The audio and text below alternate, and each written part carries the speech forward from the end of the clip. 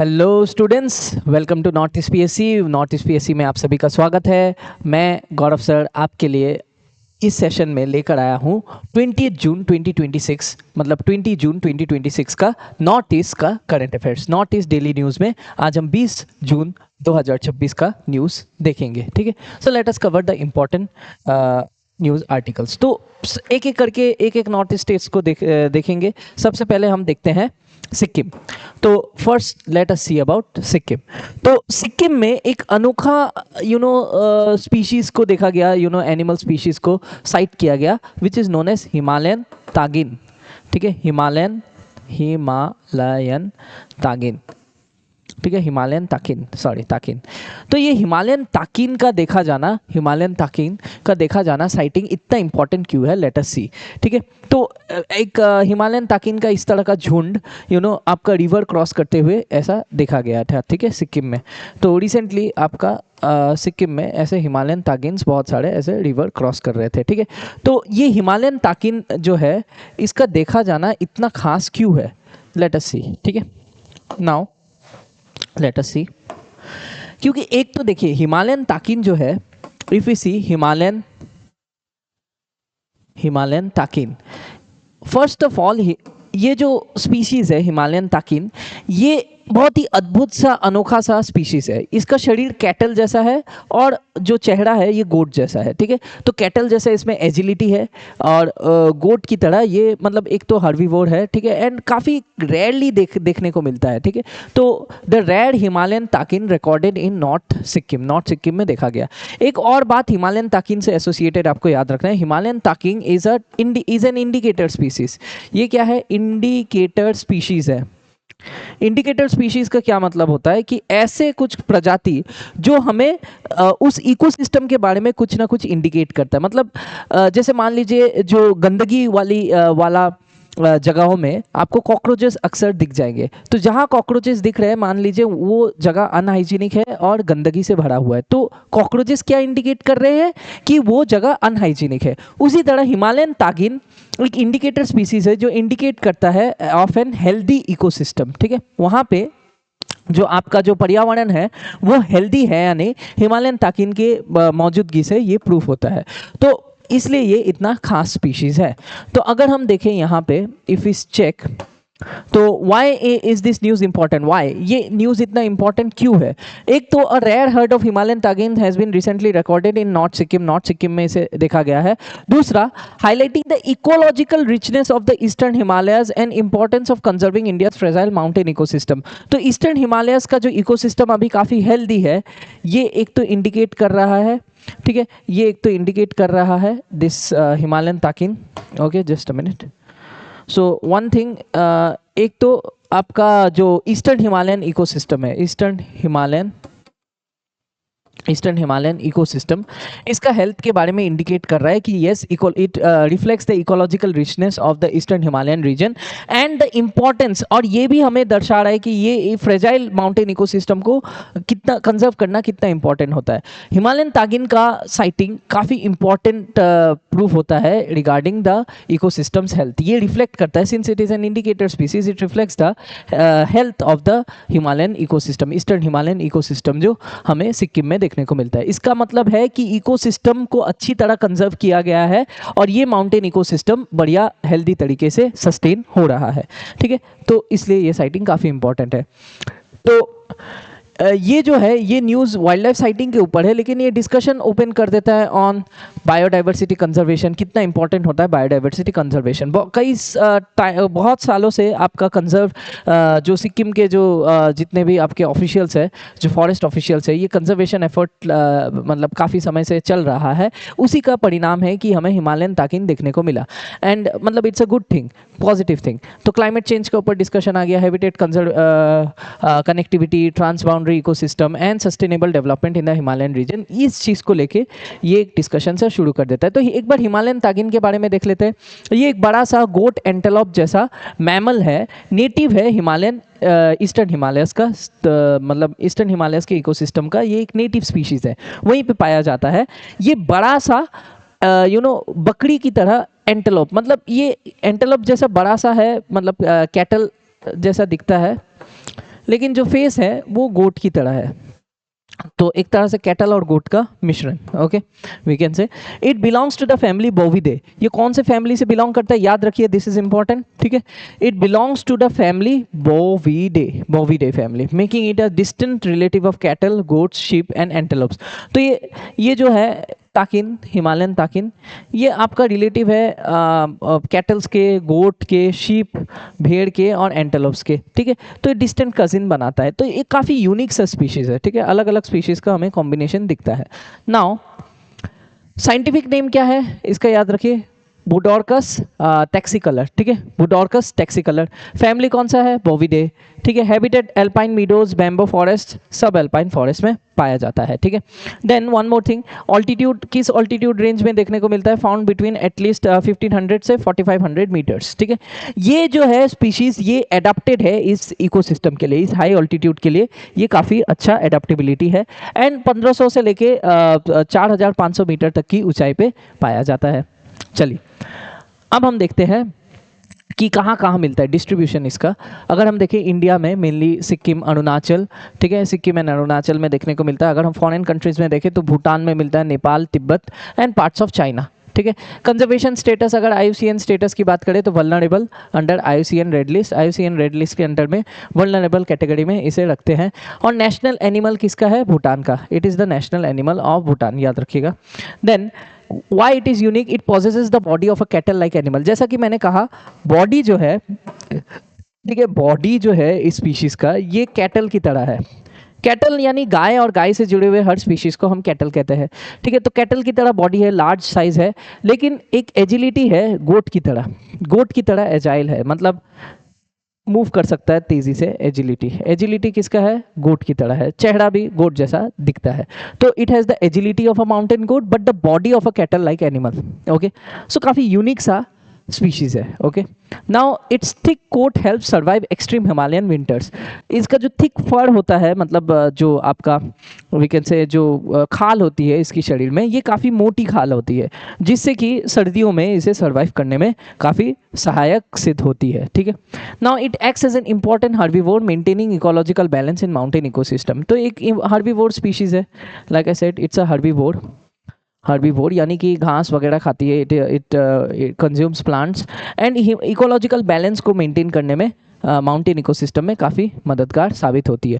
Current context, why is the sighting, ये जो sighting है ये इतना इंपॉर्टेंट क्यों है, एक तो biodiversity indicator, like I said it indicates the presence of a healthy heard, मतलब एक हेल्दी हर्ड का प्रेजेंस जो नॉर्थ सिक्किम में हमें देखने को मिला है।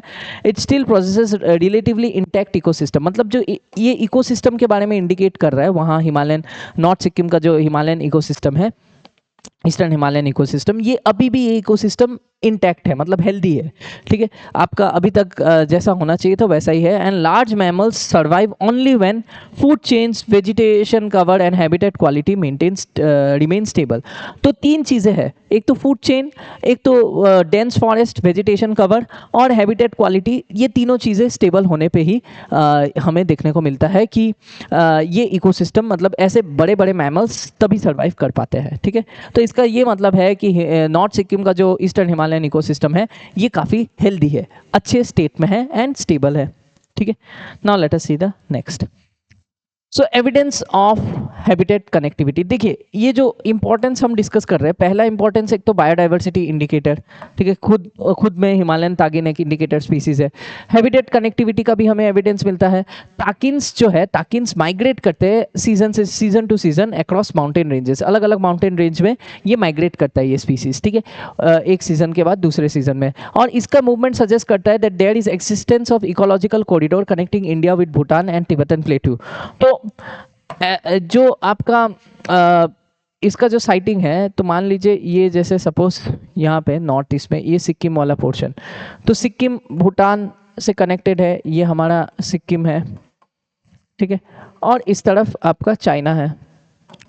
तो हो सकता है, देखिए ये तो आर्टिफिशियल बाउंड्रीज है, लेकिन जो एनिमल कॉरिडोर है हो सकता है तागिन्स इस तरफ और इस तरफ तीनों जगह, यहाँ पे नेपाल में है, ठीक है। तो ये जो है इनका मूवमेंट सजेस्ट करता है कि यहाँ सच में कुछ ecological corridor type area exist करता है, जो कि इंडिया को भूटान से कनेक्ट करता है और भूटान को तिब्बतन प्लेट्यू से कनेक्ट करता है, ठीक है। So like that. समझ में आ रहा है? I hope I am clear about this. तो इकोलॉजिकल कॉरिडोर्स का भी एविडेंस देता है हिमालयन तागिन, ठीक है। चलिए, तीसरा है कंजर्वेशन सक्सेस सिग्नल। तो जैसा कि मैंने कहा, जो ऑफिशियल्स है, फॉरेस्ट ऑफिशियल्स इन सिक्किम, ठीक है, कंग्रेचुलेशंस टू देम, ये कंजर्वेशन सक्सेस का बढ़िया सिग्नल है, ठीक है। The sighting reveals what it reveals, the positive impact of protected areas, ठीक है। अलग अलग कम्युनिटी के मिलजुल कर काम करना, ठीक है, संरक्षण, इस सारे जो स्पीशीज है इनको संरक्षित करना, कंजर्वेशन एफर्ट लगाना, ठीक है, कम्युनिटी पार्टिसिपेशन हमें देखने को मिलता है। तो ये पॉजिटिव इम्पैक्ट दिखाता है इन प्रोटेक्टेड एरियाज का, और जहाँ से ह्यूमन डिस्टर्बेंसेस कम देखने को मिलता है इन हिमालयन लैंडस्केप्स, ठीक है।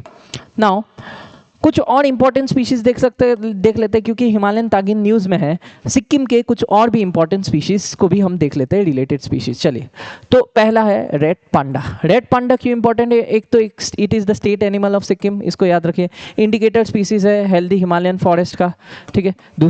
तीसरा प्रोटेक्टेड अंडर शेड्यूल 1। कौन से शेड्यूल में? वाइल्ड लाइफ प्रोटेक्शन एक्ट का शेड्यूल 1 में है, ठीक है। तो इसको याद रखिए, जो आपका रेड पांडा है, it is protected under wild life protection act schedule 1। It's a schedule 1 species in the wild life protection act. Schedule 1 species में, शेड्यूल 1 में उन स्पीशीज को रखा जाता है which requires highest level of protection, ठीक है। चलिए, second is snow leopard. Snow leopard apex predator है, मतलब हिमालयन इकोसिस्टम में इससे ऊपर कोई और नरभक्षी या फिर यू कैन से प्रेडेटर नहीं है, ठीक है। Apex predator, okay, of the Himalayan ecosystem. Now it is a flagship species for mountain conservation. तो ये इंपॉर्टेंट स्पीशीज है जो माउंटेन कंजर्वेशन के लिए काफी इंपॉर्टेंट है। Now let us see the next. Satyr tragopan, ठीक है, found in eastern Himalayan forest, sensitive to habitat disturbance, ठीक है, इतना याद रखना है।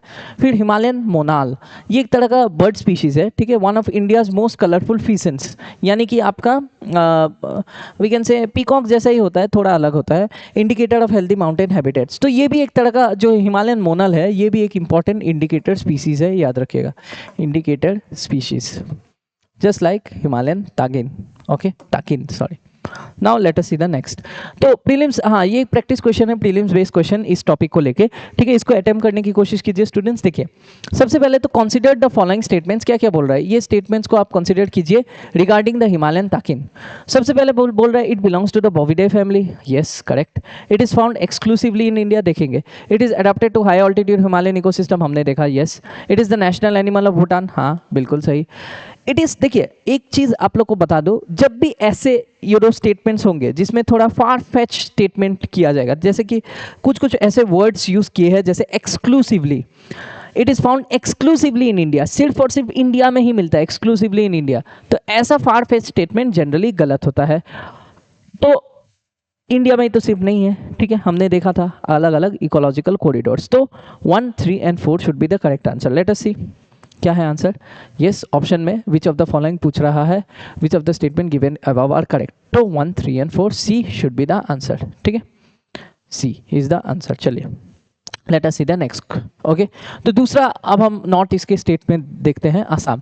असम में गवर्नमेंट जो है, न्यूज़ में ये आई थी जो असम की सरकार है वो रिसेंटली एक्सपांड करना चाहता है पावर इंफ्रास्ट्रक्चर। तो जो असम के सीएम है, recently had announce that government to expand power infrastructure, हाँ ठीक है। क्यों पावर इंफ्रास्ट्रक्चर को एक्सपांड करने की क्यों ज़रूरत पड़ गई? क्योंकि देखिए, जो डिमांड है, इलेक्ट्रिसिटी डिमांड असम में, इफ़ वी सी, तो ये 2000 यू कैन से ऐसा बोल सकते हैं कि 2800 या 2500 मेगावाट से 3000 मेगावाट तक आपका demand exit means there is requirement of this much power, ठीक है। इलेक्ट्रिसिटी पोटेंशियल या एनर्जी डिमांड जो है आसाम में पीक पीरियड पे इतना हमें देखने को मिलता है, और अभी करेंटली आसाम इतना प्रोड्यूस नहीं कर पा रहा है electricity. That is why there is a need to expand power production या पावर इंफ्रास्ट्रक्चर इन असम।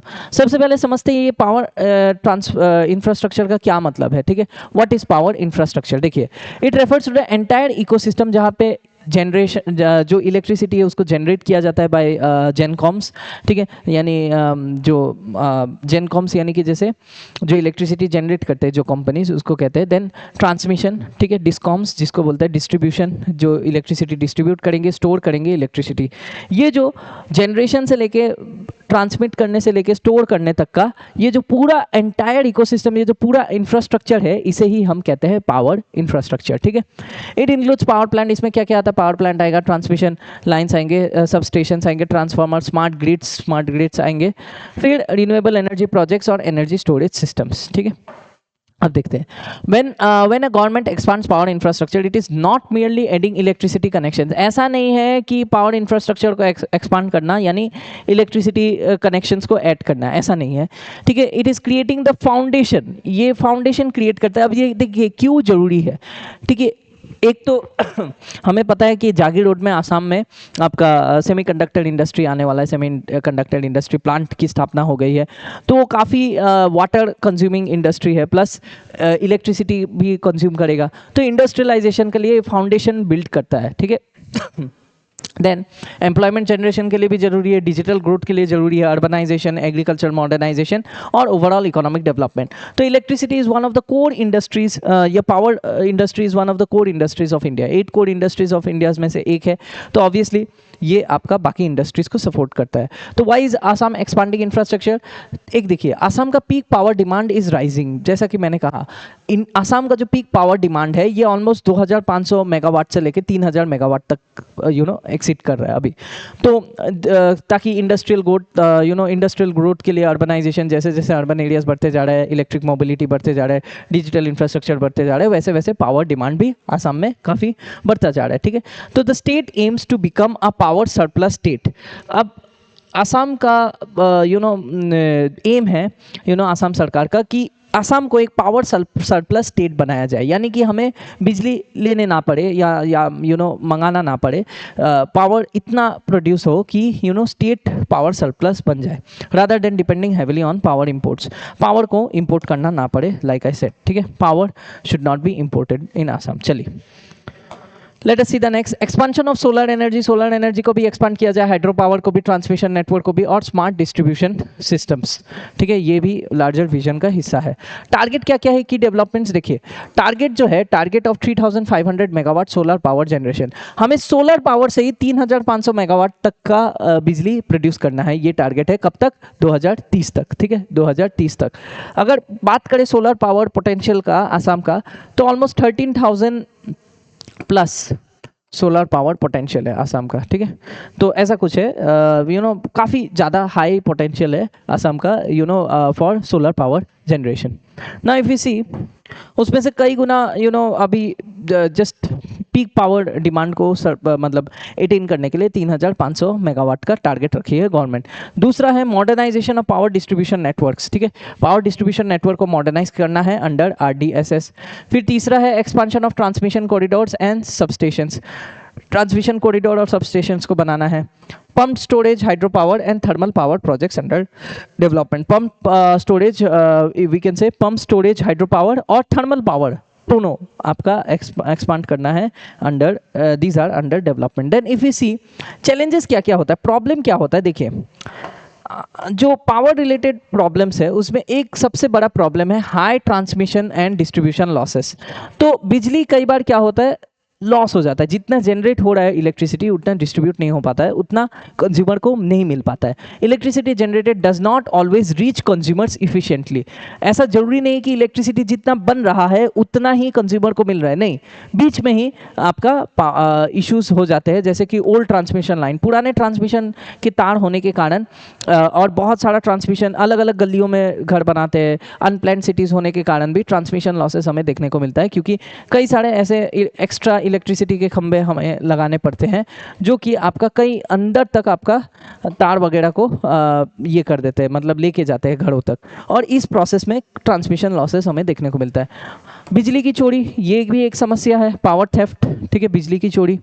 तीसरा टेक्निकल लॉसेस, टेक्निकल रीजंस के कारण भी कई सारे लॉसेस हमें देखने को मिलता है। तो ये 3 मुख्य चैलेंज है रिगार्डिंग आपका ट्रांसमिशन एंड डिस्ट्रीब्यूशन लॉसेस, 3 कारणों के कारण हो रहा है। दूसरा क्लाइमेट वल्नरेबिलिटी, एक तो आसाम में बाढ़ की समस्या है, erosion, soil erosion and extreme weather events, जिसके कारण कॉन्स्टेंट पावर सप्लाई में मतलब पावर सप्लाई कट्स वगैरह होती है, लोड शेडिंग वगैरह करनी पड़ती है। ठीक है, then third is financial stress of discoms. ठीक है, जो डिस्ट्रीब्यूशन कंपनीज है जैसे APDCL, ठीक है, एक वहाँ की फेमस कंपनी है जैसे कि आपका Assam power APDCL distribution company limited, ठीक है, APDCL। तो APDCL is one of the one example of a discom जो इलेक्ट्रिसिटी डिस्ट्रीब्यूट करती है। Many distribution companies face revenue deficits, ठीक है, रेवेन्यू डेफिसिट्स मतलब जितना कमाई हो रहा है उससे कई गुना ज़्यादा खर्चे हो रहे हैं, तो इसके लिए रेवेन्यू डेफिसिट हो रहा है। सब्सिडी बर्डन, गवर्नमेंट अलग अलग सब्सिडी स्कीम्स के अंतर्गत कंज्यूमर्स को काफ़ी बेनिफिट देते हैं, उसी के कई बार ये सब्सिडीज बैकफायर कर देती है इन डिस्कॉम कंपनीज को। एंड इनएफिशिएंट बिलिंग सिस्टम, ठीक है, inefficient billing system is also one reason, मतलब बिलिंग सिस्टम सब एफिशिएंट नहीं है, ठीक है। तो इसके लिए आपका एक सोल्यूशन लाया गया स्मार्ट मीटर, ठीक है, स्मार्ट मीटर्स इंट्रोड्यूस किया गया है घरों में, ठीक है, ये इसका एक सोल्यूशन है, ठीक है, इसका एक सोल्यूशन हिसाब से government has introduced, we can say, ठीक है, government has introduced smart meter. अब क्या होता है आपका कूपन सिस्टम टाइप है, जैसे कि आप रिचार्ज कर सकते हैं, तो दिस इज़ वन सोल्यूशन जिससे कि एफिशिएंट बिलिंग का इशू को हैंडल कर सके। फिर लैंड एक्विजिशन, चौथा प्रॉब्लम है land acquisition and environmental concerns. Large power projects में लीड टू फॉरेस्ट डाइवर्शन, ठीक है, ecological impact and community resistance. अब एक तो लैंड पावर डिस्ट्रीब्यूशन के लिए हमें ज़्यादा से ज़्यादा लैंड एक्वायर करने की ज़रूरत होती है। अब लैंड एक्वायर करते वक्त बहुत सारा फॉरेस्ट लैंड को डाइवर्ट करना पड़ता है इनटू इंफ्रास्ट्रक्चर, पावर इंफ्रास्ट्रक्चर के केस, मतलब लैंड में। देन इकोलॉजिकल इम्पैक्ट होता है, जिस कम्युनिटी जो आपके लोकल इंडिजीनियस कम्युनिटीज़ है वो रेजिस्टेंस करते हैं कि ये ज़मीन मान लीजिए उनका है या फॉरेस्ट एरिया में बिलोंग करता है। सो ये सारा कुछ प्रॉब्लम हमें देखने को मिलता है। वे फॉरवर्ड क्या है? Smart grid development, smart projects या smart we can say smart meter programme, smart grids. तो smart grids use digital technology to monitor and manage electricity flow efficiently.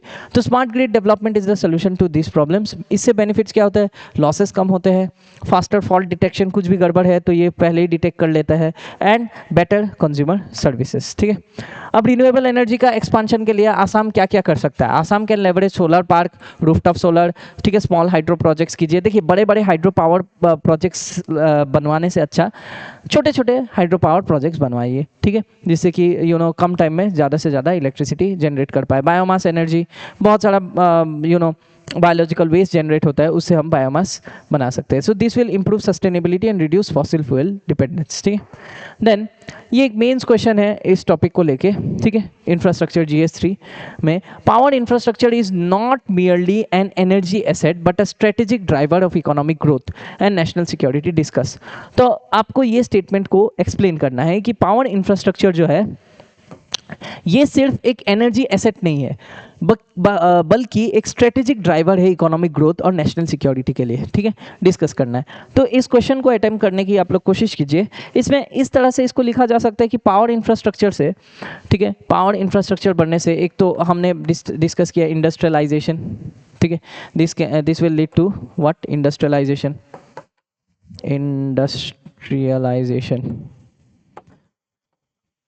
Sustainable urbanisation, ठीक है, अर्बनाइजेशन को सस्टेन करने में मदद करेगा। अर्बनाइजेशन जो चल रहा है, जो शहरीकरण चल रहा है, उसको सस्टेन करना पड़ेगा, सस्टेन करने में मदद करेगा, ठीक है।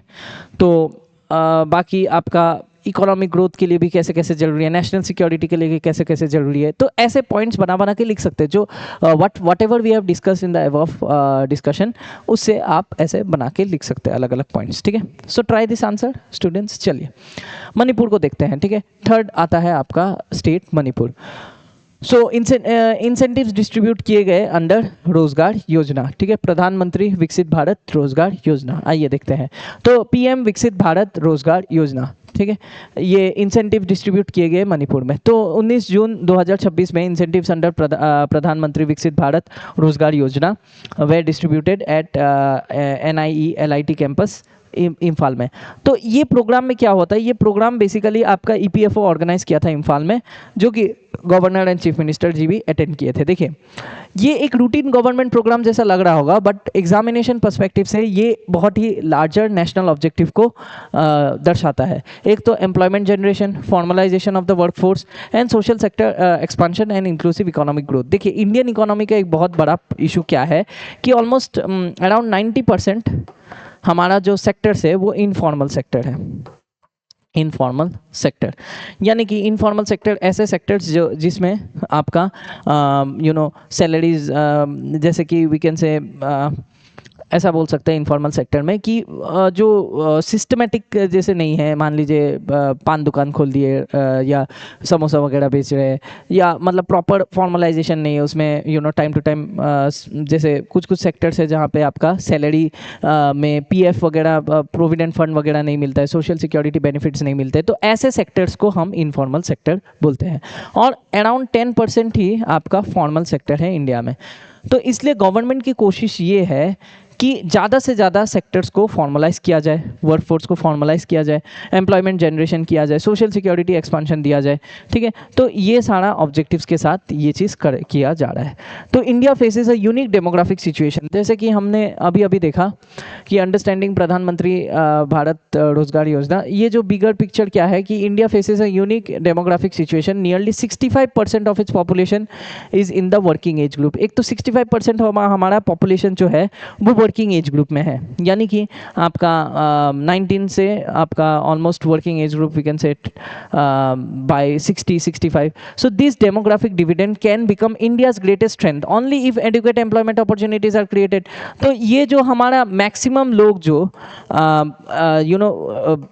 वर्किंग एज ग्रुप में है, कितना 65%, ये तभी 65% का अच्छा से यूटिलिटी हम कर सकते हैं जब उस हिसाब से एम्प्लॉयमेंट जनरेट हो। एम्प्लॉयमेंट जनरेट करना पड़ेगा ना, उस हिसाब से रोज़गार होनी पड़ेगी, ठीक है, होनी पड़ेगी उस हिसाब से रोज़गार, तभी ये जो 65% है इस पॉपुलेशन का अच्छे से यूज़ कर सकते हैं। और इसी को हम कहते हैं demographic dividend. I hope you are clear. तो इसका एम क्या है, प्रधानमंत्री विकसित भारत रोजगार योजना का, if you see, to create new jobs, पहले तो नए नए जॉब्स क्रिएट करना, मोटिवेट करना वर्कर्स ताकि वो फॉर्मल सेक्टर में ज्वाइन कर सके, इंसेंटिव्स दिया जाए, जैसे कि incentives link with EPFO registration, जितने ज़्यादा से ज़्यादा लोग, इसमें बेसिकली दोनों तरह से एम्प्लॉयमेंट बेनिफिट दिया जाता है, एम्प्लॉयज़ को भी कुछ इंसेंटिव्स दिए जाते हैं और एम्प्लॉयर्स जो है, एम्प्लॉयज़ को तो इंसेंटिव दिया ही जाता है जितना ज़्यादा से ज़्यादा रजिस्ट्रेशन हो, और ज़्यादा से ज़्यादा रजिस्ट्रेशन अगर एम्प्लॉयर्स भी करवाते हैं तो उनको भी कुछ एक आध इंसेंटिव दिया जाता है। ये जो स्कीम है ये वर्कर्स को सोशल सिक्योरिटी कवरेज के अंदर में लाना चाहता है। जो बेनिफिट जो फॉर्मल सेक्टर को मिलता है वो वही आपका ज़्यादा से ज़्यादा फॉर्मलाइजेशन करके उस चीज़ में शामिल करना चाहती है गवर्नमेंट। तो it's simultaneously increasing employment. In simple terms, अगर सिंपल भाषा में बोला जाए तो government is not merely giving benefits, सिर्फ बेनिफिट्स नहीं दे रहे, it is trying to create a cycle where employment, formalisation, social security, productivity and economic growth. तो बेसिकली अगर हम देखें, रोजगार मिल रही है, रोजगार कैसे मिल रहे हैं, फॉर्मलाइजेशन के थ्रू, ठीक है, फॉर्मलाइजेशन के थ्रू आपका रोजगार मिल रही है, जिससे कि सोशल सिक्योरिटी कवरेज आ रहा है, जिससे कि प्रोडक्टिविटी बढ़ रहा है। और अगर प्रोडक्टिविटी बढ़ रही है, प्रोडक्टिविटी बढ़ने के कारण क्या हो जाएगा, आपका इकोनॉमिक ग्रोथ, ठीक है। तो ये जो है ये अचीव करना चाह रही है भारत सरकार, ठीक है। Clear, I hope I am clear about this. चलिए, now why this scheme matters for north east India employment opportunity. North east में बहुत ज़्यादा आपका यंग पॉपुलेशन है, ठीक है, जिसको क्वालिटी एम्प्लॉयमेंट अपॉर्चुनिटीज़ चाहिए। इससे माइग्रेशन भी रिड्यूस होगा, ठीक है, रिड्यूसिंग माइग्रेशन। एक तो एम्प्लॉयमेंट अपॉर्चुनिटी, दूसरा reducing migration. Better local employment opportunities can be generated, ठीक है, कैन रिड्यूस डिस्ट्रेस माइग्रेशन। देखिए, बहुत से लोग जो शहरों में माइग्रेट करते हैं जॉब के सिलसिले में, इस फॉर्मलाइजेशन ऑफ एम्प्लॉयमेंट के कारण, इस स्कीम के कारण ये चीज़ कम हो जाएगी, ठीक है। रीजनल डेवलपमेंट भी होगा, ठीक है, ज़्यादा से ज़्यादा लोग रोजगार मिलेंगे तो इससे क्या होगा, लोकल इकोनॉमी स्ट्रेंथन होगा और इससे बैलेंस रीजनल ग्रोथ भी होगा। इकोनॉमिक इंक्लूजन से क्या होगा, it contributes to stronger integration of border and peripheral regions with national developmental goals. उसके बाद लेकिन कुछ कुछ चैलेंजेस भी हमें देखने को मिलता है। एक तो limited formal sector presence, already India में फॉर्मल सेक्टर ज़्यादा है नहीं, फॉर्मल सेक्टर का प्रेजेंस ऑलरेडी कम है। बहुत से बिजनेसेस जो है वो छोटे छोटे टाउन में ऑपरेट करते हैं इनफॉर्मली, ठीक है, बहुत सारे एमएसएमईज भी होते हैं। तो reducing the reach of such schemes, पहला बात। दूसरा, skill mismatch. Industries often report a shortage of job ready workers, ठीक है। वर्कर्स है लेकिन स्किल्ड वर्कर्स नहीं है ना, समझिए इस बात को।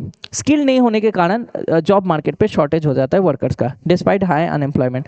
बेरोजगारी बहुत ज़्यादा है लेकिन उस हिसाब से स्किल नहीं है जो मार्केट इंडस्ट्री को, जो मार्केट को या इंडस्ट्रीज़ को रिक्वायर्ड है। अवेयरनेस डेफिसिट, बहुत से लोग जानते ही नहीं है, remain unaware about available incentives and all that. Quality versus quantity of job, creating jobs alone is insufficient. खाली जॉब को क्रिएट कर देना ही काफ़ी नहीं होता है, जो जॉब आप दे रहे हैं वो एक तो एडिक्वेट वेजेस देने चाहिए, पैसे मिलने चाहिए लोगों को, और सोशल सिक्योरिटी के साथ, ठीक है। तो इतना वेज मिला जाए कि उनका लाइवलीहुड सस्टेन हो पाए, ठीक है। तो वे फॉरवर्ड क्या है, स्ट्रेंथन स्किल इकोसिस्टम, स्किल्स ज़्यादा से ज़्यादा बढ़ाइए, जैसे प्रधानमंत्री कौशल विकास योजना, ठीक है, एक स्कीम है प्रधानमंत्री कौशल विकास योजना, ये स्किल डेवलपमेंट पे काफ़ी फोकस किया है, ठीक है। तो इसको इंटीग्रेट करना है स्किल डेवलपमेंट इनिशिएटिव, जैसे प्रधानमंत्री ये जो प्रधानमंत्री विकसित भारत रोजगार योजना को आप इंटीग्रेट करके एक और स्कीम जिसमें स्किल डेवलपमेंट हो रहा है उसके साथ इंटीग्रेट कर दीजिए, जैसे कि मैंने बोला प्रधानमंत्री कौशल विकास योजना, so that employment incentives lead to productive jobs, ठीक है।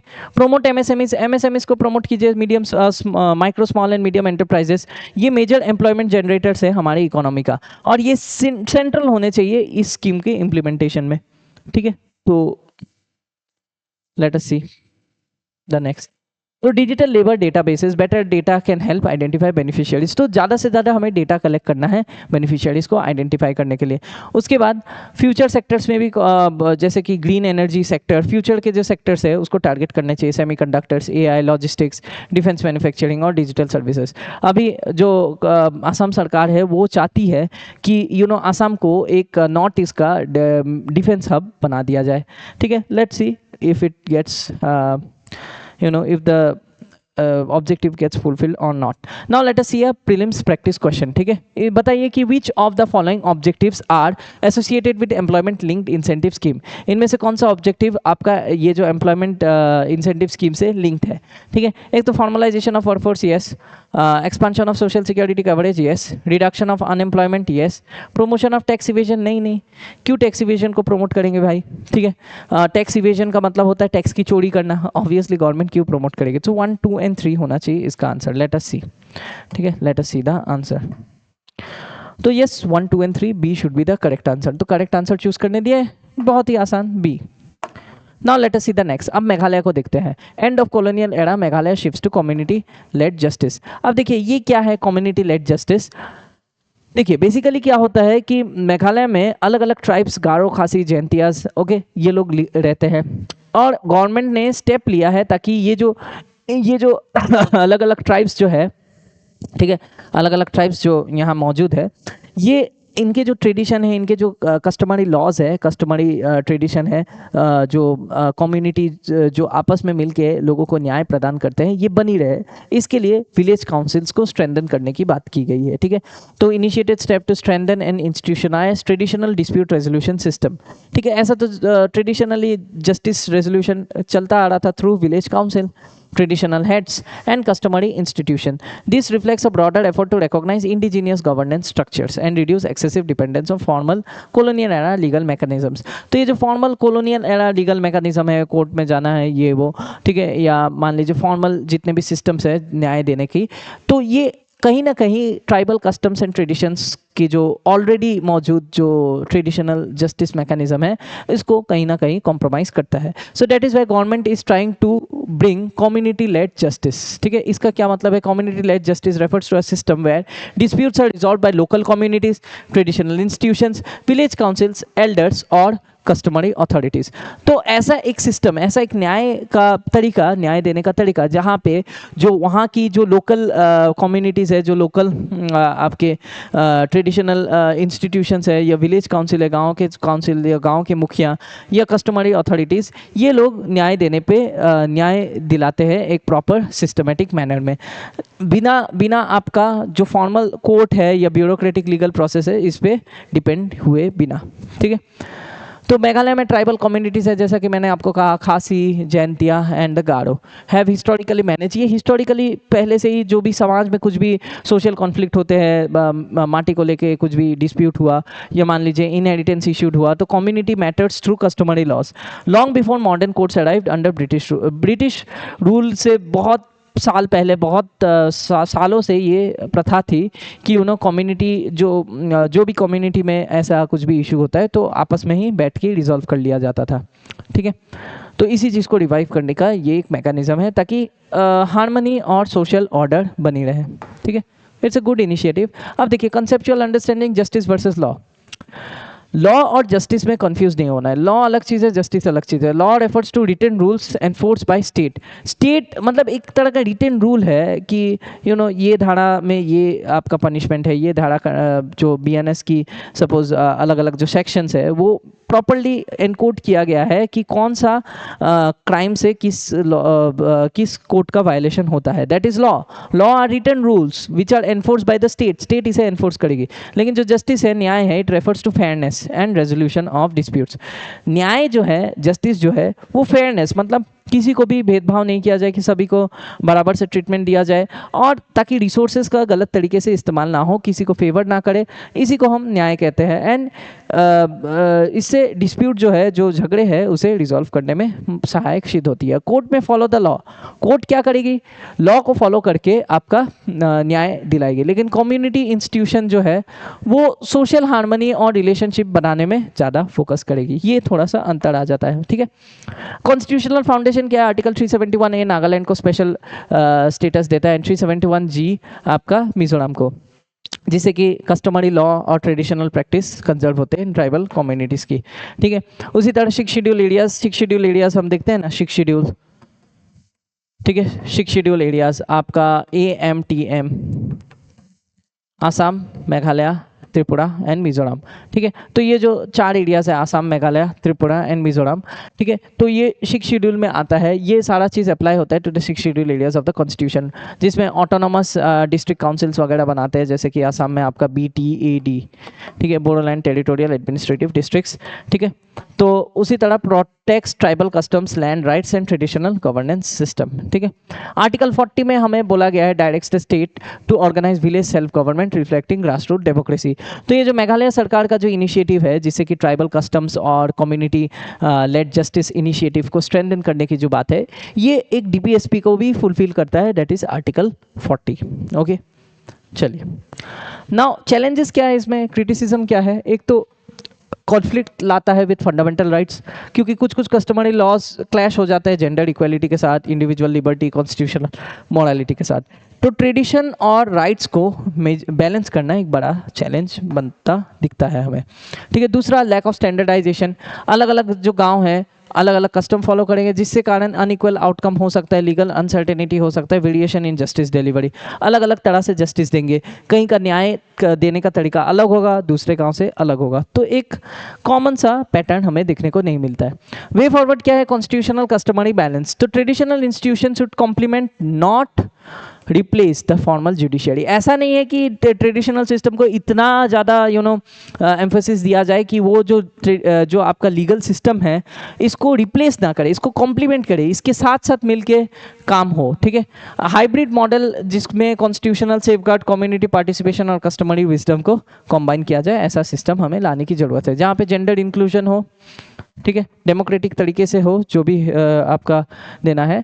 तो इसको याद रखिएगा। Now let us see a mains practice question. Recognition of customary institution strengthens participatory governance but raises important constitutional concerns. इस स्टेटमेंट को हमें एग्जामाइन करना है in context of community led justice system in north east India. तो काफ़ी easy सवाल है, ठीक है, GS पेपर 2 का है। तो कस्टमरी इंस्टीट्यूशन जो है स्ट्रेंथन करता है, अभी अभी हमने देखा कि कस्टमरी इंस्टीट्यूशन जो है स्टैंडर्ड पार्टिसिपेटरी गवर्नेंस को स्टैंडर्ड करने के लिए है। लेकिन इससे क्या होता है, कंसर्न भी रेज होता है। तो अभी जो हमने डिस्कशन किया उसके बेसिस पे इस क्वेश्चन को अटेम्प्ट किया जा सकता है, आप लोग ट्राई कीजिएगा। Now let us see about Tripura.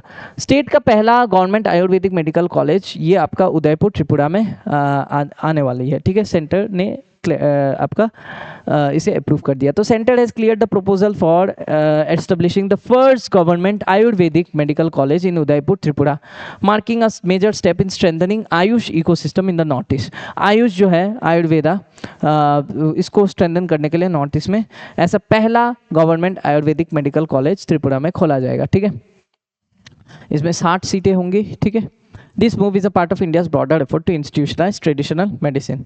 ठीक है, अब देखिए व्हाट इज आयुर्वेदा। आयुर्वेदा क्या है? Ayurveda literally means science of life. ठीक है, आयुर्वेदा का लिटरल मतलब है साइंस ऑफ लाइफ, याद रखिए। ठीक है, it is one of the world's oldest holistic health care systems that originated in India, जिसपे फोकस होता है prevention rather than cure. Prevention is better than cure हम कहते ही हैं। Balance between body mind and environment, अपने body को, दिमाग को और एनवायरनमेंट को बैलेंस करना हमें सिखाता है Ayurveda. Lifestyle and dietary management and use of medicinal plants and natural therapies. ठीक है, तो ये सारी चीज़ें हमें आयुर्वेदिक के थ्रू पता चलती है। ठीक है, जस्ट अ मिनट।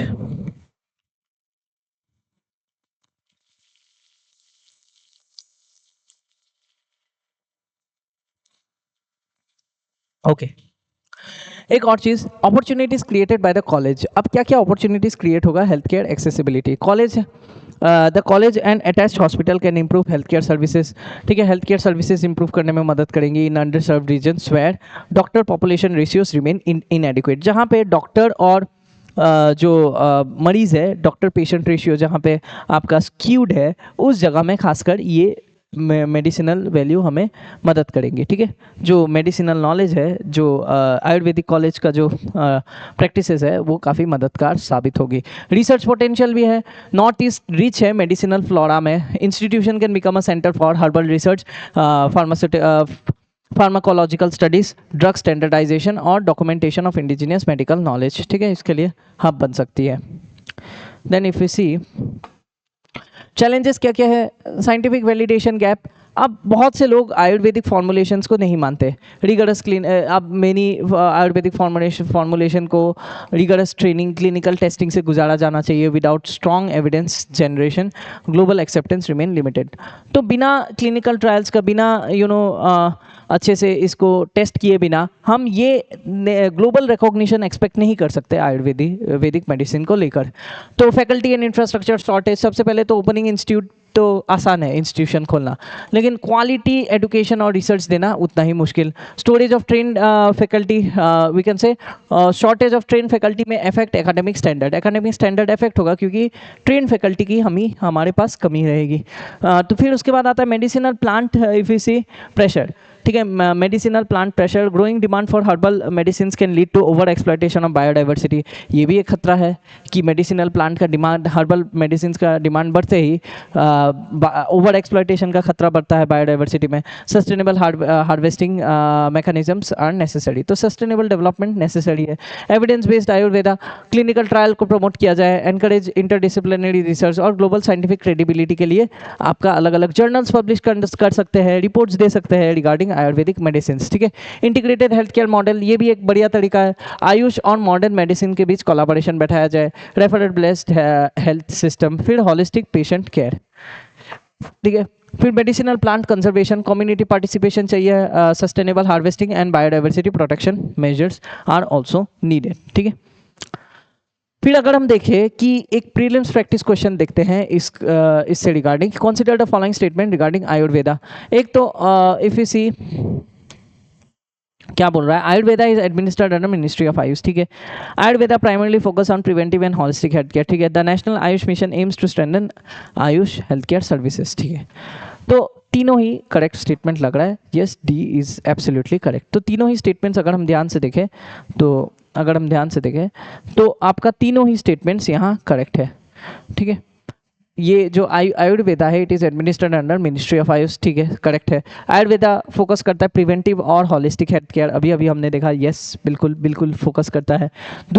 तीसरा नेशनल आयुष मिशन जो है वो आयुष हेल्थ केयर सर्विसेज को स्ट्रेंथन करती है। ठीक है, so 1, 2 and 3 is the correct answer to this question. Now let us see the next. अब हम अरुणाचल प्रदेश की न्यूज़ को देखते हैं ध्यान से, ठीक है। तो गवर्नर अमित शाह जी से मिले होम मिनिस्टर से इंटरनल सिक्योरिटी रिलेटेड डिस्कशन के लिए रिसेंटली। तो ये क्या है, why is this news important? When a governor meets union home minister to discuss internal security is not merely a ceremonial meeting. ऐसा कोई सेरेमोनियल मीटिंग सिर्फ नहीं है, ये कॉन्टिन्यूअस कोऑर्डिनेशन दिखाता है between centre and the state, ठीक है। Coordination between centre and state दर्शाता है ऑन किस इश्यूज में, जैसे law and order, border management को लेके, insurgency, terrorism, drug trafficking, cyber threat और नेशनल इंटीग्रेशन को लेके दर्शाता है। For state specially in strategically sensitive region जैसे कि north east, internal security is directly linked with what, internal security is directly linked with the development, ठीक है। Understanding internal security foundation, internal security क्या है? Protection of a nation from threats arising within the borders that can affect sovereignty, stability, public order and constitutional governance।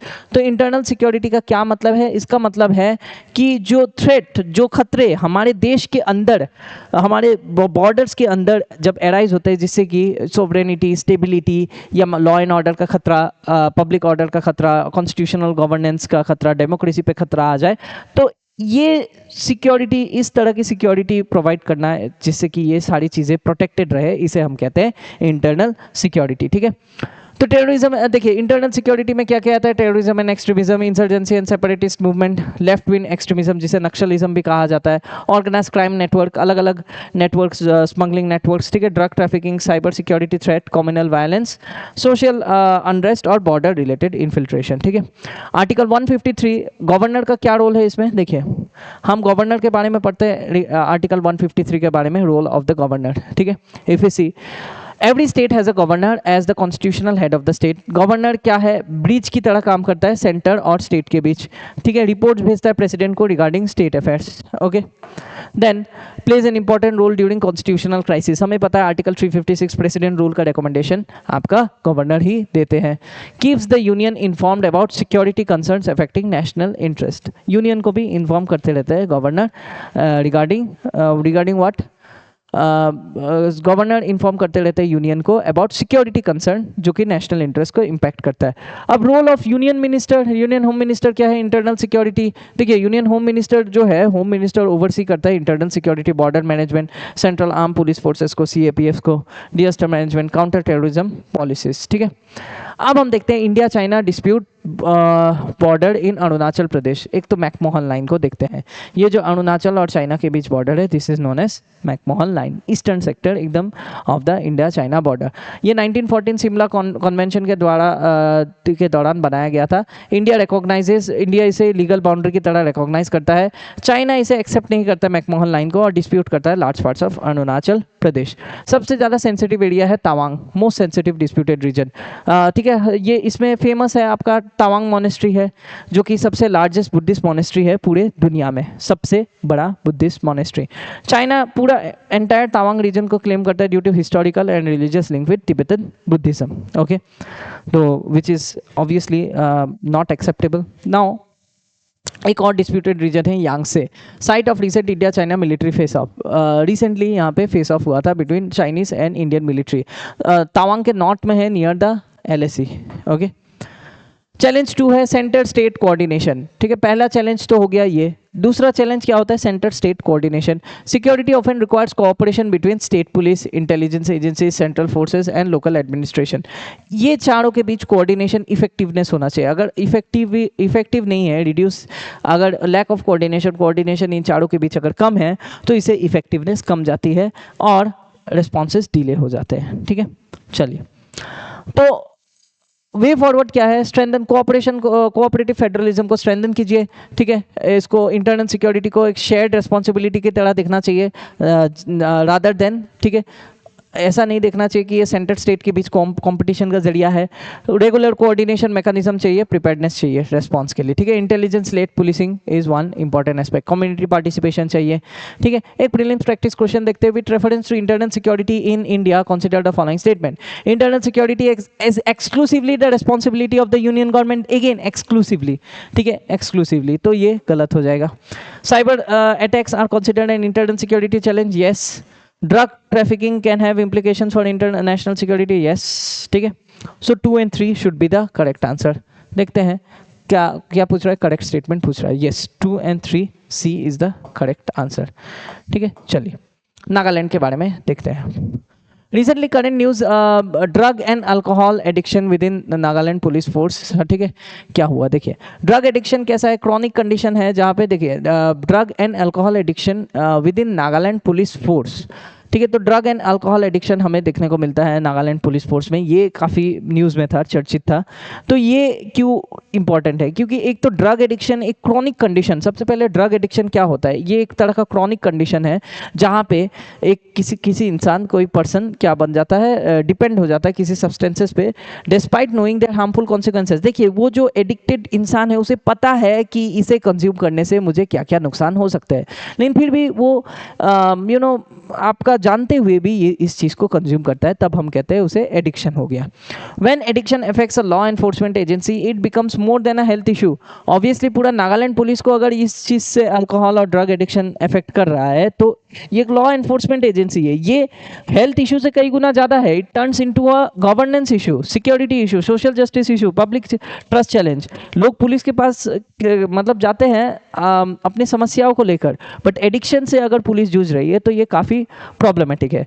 जो senior superintendent of police SSP recently Mokokchung में जो आपका statement दिए, उनके हिसाब से दैट नियरली, ये डेटा आप मेंस में यूज कर सकते हैं, nearly 5,000 out of over 20,000 Nagaland police personnel may be struggling with alcohol और drug addiction and it is not merely a departmental concern. ये एक सिक्योरिटी कंसर्न है। देखिए व्हाट इज हैपनिंग, देखते हैं। Nagaland police has acknowledge that a significant section of its force is struggling with substance abuse.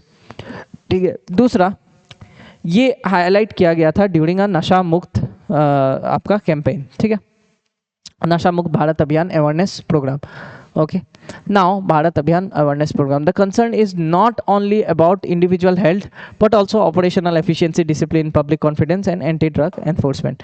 Now ये important क्यों है, police personal जो है एक्सट्रीम स्ट्रेस में कभी कभार काम करती है, इरेगुलर शेड्यूल होता है, फैमिलीज है, कुछ भी हॉलीडेज वगैरह हो, त्योहार वगैरह हो, तो कई बार पुलिस फोर्स में पुलिस फोर्सेस को छुट्टी नहीं दी जाती है। ठीक है, तो काफ़ी स्ट्रेस होता है उनको, एक्सट्रीम स्ट्रेस में काम करना होता है, शेड्यूल भी इरेगुलर होता है, फैमिली सेपरेट हो जाती है कई बार, एंड वायलेंस से भी एक्सपोजर रहती है। तो in the absence of adequate mental health support some individuals में टर्न इनटू अल्कोहल और ड्रग्स एज कोपिंग मैकेनिज्म। तो इसी के कारण प्रॉब्लम्स देखने को मिलता है, और इससे पता चलता है कि कैसे सब्सटेंस अब्यूज पेनिट्रेट कर सकते हैं इंस्टीट्यूशन को, रेस्पॉन्सिबल फॉर कंट्रोलिंग इट। ये सब्सटेंस अब्यूज, ड्रग एडिक्शन से लोगों को बचाना पुलिस का काम होता है, लेकिन कई बार पुलिस एक्सट्रीम स्ट्रेस और मेंटल इश्यूज के कारण आपका ड्रग अब्यूज की शिकार हो जाते हैं। ठीक है, तो ये हमें दिखाता है। तो ठीक है, तो ये हमने देखा ऑलरेडी। नाउ तो इसका सोल्यूशन क्या है, build a wellness oriented police force. Psychological assessment किया जाए, रेगुलर साइकोलॉजिकल असेसमेंट किया जाए पुलिस फोर्सेस का, become institutional practice rather than an emergency measure. ऐसा नहीं है कि इमरजेंसी सिचुएशन में साइकोलॉजिकल काउंसलिंग दी जाए, रेगुलरली इसे करनी चाहिए जब भी पॉसिबल हो। Confidential counselling system can encourage personal to seek help early.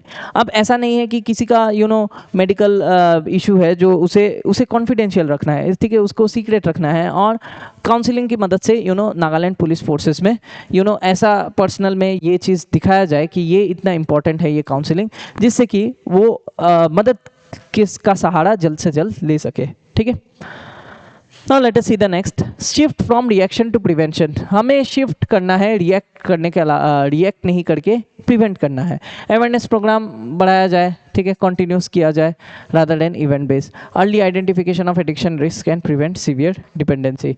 ठीक है, स्ट्रेंथन रिहेबिलिटेशन को स्ट्रेंथन किया जाए। कम्युनिटी पार्टनरशिप जैसे सिविक सोसाइटी, आपका फैमिलीज, पुलिस लीडरशिप एक साथ मिलकर काम करना चाहिए। एनजीओस को भी जोड़ दीजिए। तो मेंस का प्रैक्टिस क्वेश्चन ऐसे बन जाता है। देखिए, substance abuse with in law enforcement agencies is not merely a disciplinary issue but a challenge involving governance, public health and internal security. इस स्टेटमेंट को एग्जामाइन करना है in the context of recent development in north east India. तो 250 words में आप लोग attempt कर सकते हैं। नागालैंड का जो पुलिस फोर्सेस में एडिक्शन का जो प्रॉब्लम है इसे मेंशन कीजिए। ठीक है, सो इजी क्वेश्चन है, I hope you will be able to do it. ठीक है, तो चलिए स्टूडेंट्स, इस सेशन में इतना ही। जो मेंस का प्रैक्टिस क्वेश्चन दिया है उसे काइंडली अटेम्प्ट कीजिए आप लोग। और प्रीलिम्स को लेकर ये जो आपका 2-3 क्वेश्चंस मैंने दिया है, आई होप आपको समझ आया होगा, इस सेशन में क्लैरिटी मिली होगी। एंड एक और चीज़, इसी तरह से हमारे साथ बने रहिए नॉर्थ ईस्ट PSC के साथ। Thank you so much students, thank you for your patience. मिलते हैं अगले सेशन में, थैंक यू।